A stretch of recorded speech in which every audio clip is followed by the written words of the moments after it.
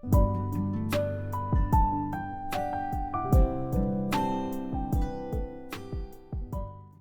everyone and welcome back to my channel. So for today's video we have another flower letter. This is flower letter number 2. This is our newest letter that we have started. This is set in the Regency era. So more like it's based on Jane Austen kind of era, which I really love. So let's get into this one. Okay, so we have, looks like this is going to be our letter, and this says Miss Juliana Morgan, London, 1817, age 19. Oh, okay, we'll get a close-up for you guys. So this must be the woman that we heard about in the last letter. Really like that. I like the old-timey portraits. And let's see, I'm not sure what this is. It looks like 2 coins. It says King George's gold sovereign. On October 28th of 1489, the very first gold was struck during Henry VIII's reign. It wasn't the first gold coin used in England, but it was the largest and most valuable. The use of the coin died out in 1603 after James I was crowned. After Napoleon's defeat at Waterloo in 1815, it was made known that the very general wish prevails among the public in the favor of coinage of gold pieces of the value of 20 shillings in preference to half guineas and 7-shilling pieces. The sovereign was the answer to this wish. To honor the king, celebrating gem engraver Benedetto Pastrosi designed George III's image on one side of the coin and St. George slaying the dragon on the other. The gold sovereign was released to the public in 1817. So okay, so I'll give you guys a close-up of it so you guys can see. So that's pretty cool. Then we have, this looks like an extra. Let's see. It's a flower. Sisters need not share the same wound. Oh, okay. So this is it. Let's see. Miss Julianne Morgan's embroidery pattern. So we have another embroidery pattern, guys. I never did get to the last one that I have, but I do have it. And I need to figure out like what I'm going to put it on at some point. But we do have another one. It looks like it does have some instructions, and down here it's got the colors that you would use to match it up. So that's pretty cute. Perhaps like maybe a pillow, or I was thinking maybe like a dress. This would look good on like a dress or something.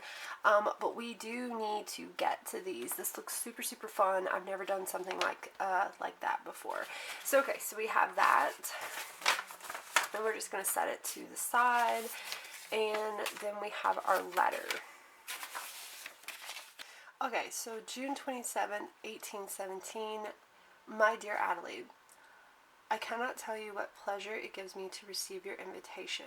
I have often thought of the summer I spent with you and your dear grandmama Arden at Magnolia Grove. Did you know I had never been to the seaside before that?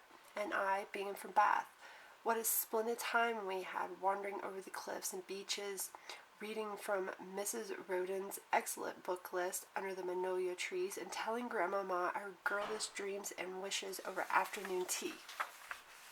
I have thought of you often since our days at Mrs. R.'s school.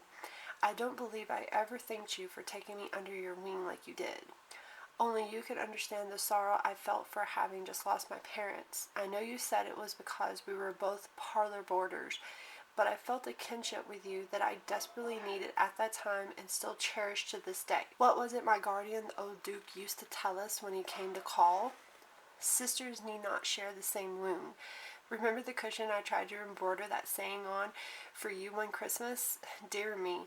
Thankfully, my needlework has improved a great deal since then. You wrote in your letter that your dear brother has returned to Devon. I do not know if he mentioned it to you, but I had the pleasure of being introduced to him in London. It was clear to me at once that you and he are related, not so much because of your looks, but by his mannerisms and the genuine kindness to me. I have had quite a time during my debate in London. What an exhausting circus the season was. I know I am treading a fine line towards committing social faiblesse by saying so, but dear me, in all my life I have never met so many false people masquerading as saints as I did while pursuing the merry and marked. False airs and graces were abundant, to say the least, and I have become quite disenchanted with it almost immediately after being presented to the Queen.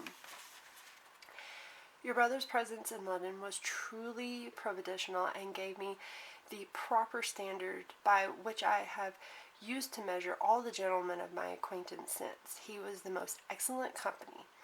It has been ever so long since I had the pleasure of speaking to you or even hearing from you, my dear girl. Indeed, I must say I was quite shocked when Mr. Arden told me you hadn't married yet, and this after spending the season having my debate compared so much to your own. I was quite flattered, I assure you, but knew there was little truth in it. The success of Miss Adelaide Arden's debate season on the Ton is legendary, you know. I was certain the season I had not seen you in London since Napoleon's defeat was because some lucky gentleman had snatched you up. Since it was not wifely duties keeping you from town, you must tell me all that has happened to you in the past 2 years. The mammas of the Ton still tally about Mrs. Arden's skill at the piano front and the great privilege of hearing her bewitch the ivory, I believe is how they put it. It's true. They've been accusing you of being a musical enchantress or witch, my dear girl. I almost wanted to believe along with them, especially knowing Grandmama Arden would appreciate such a homage to her more ethereal ancestry. What was it she said? That she was the heir to the fairy throne. Her maiden name, Avery, does mean under the fae, does it not? Anyway, I assure you I did my best to dispel such rumors with the truth, although my need to laugh at the ridiculous got the better of me. I simply told them that your bewitching had only a little to do with fairy magic and much more to do with hours upon hours of practice under Mrs. R's excellent tutelage.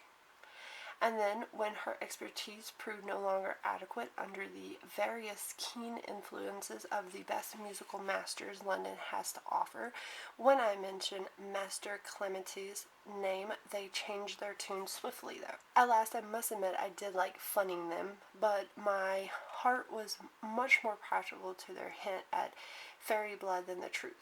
After all, everyone likes to believe magic has something to do with exceptional talent. It gives them an excuse to not become exceptional themselves, although in this case, having met your dear whimsical grandmama in the Magnolia Grove and the seaside for myself, it's no wonder people of England still believe in the fae.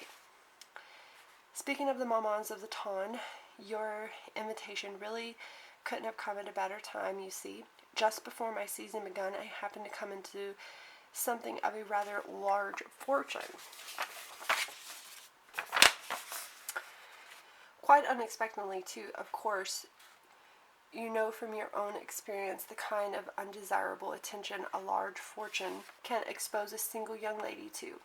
Consequently, I am on the run from a few decidedly vile gentlemen who I am positive are interested in nothing more than this dreadful fortune. And I truly was so looking forward to my first season in London. If not for your excellent brother, I would have considered the last 4 months a complete and utter failure, despite everyone else's opinion on the matter. At any rate, I am truly pleased with all my heart to accept your invitation to visit you at Avery Abbey, and I thank you for it. I do, however, have one small request to make of you, if I may, due to the undesirable attention of the wretched gentleman I have already mentioned. May I beg you to include my guardian, the Duke of Wintermore, in the invitation.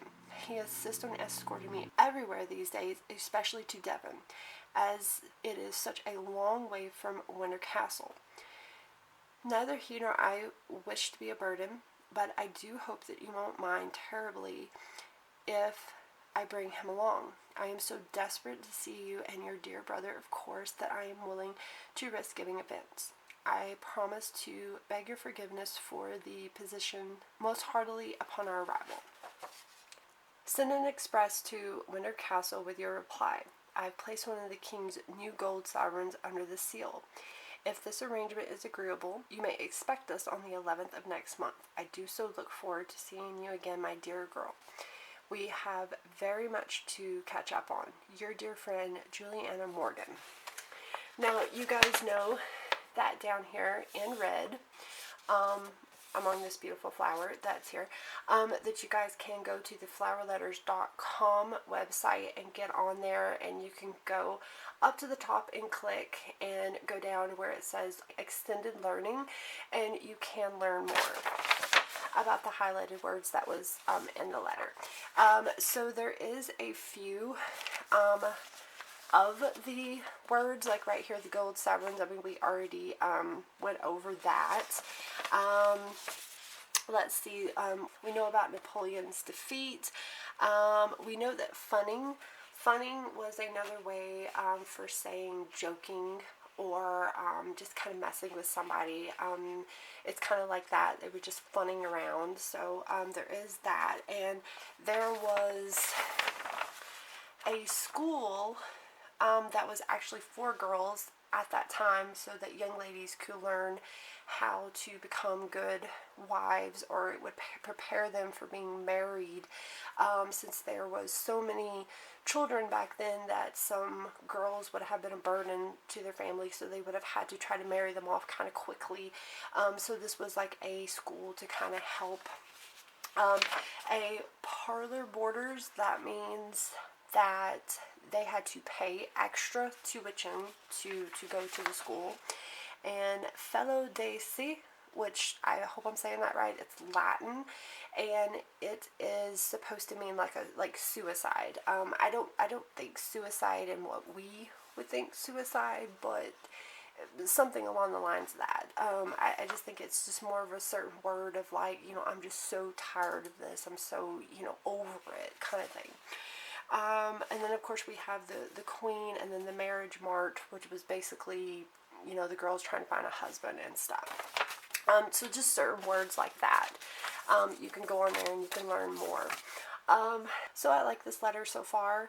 I really am liking this era. I'm liking learning about this era. I have been trying to read more about this era, and I hope you guys are enjoying it too. I can't wait to kind of get more into the story and meet more of the characters that are in it. I can't wait for the embroidery pattern that we've got. I really, really do need to sit down, guys, and try to do those for us. I know I keep saying it, things keep coming up, projects keep coming up, and I keep pushing it back. But I did really enjoy this one. Like I said, you guys let me know, and I will see you guys back here in my next flower letter. Bye.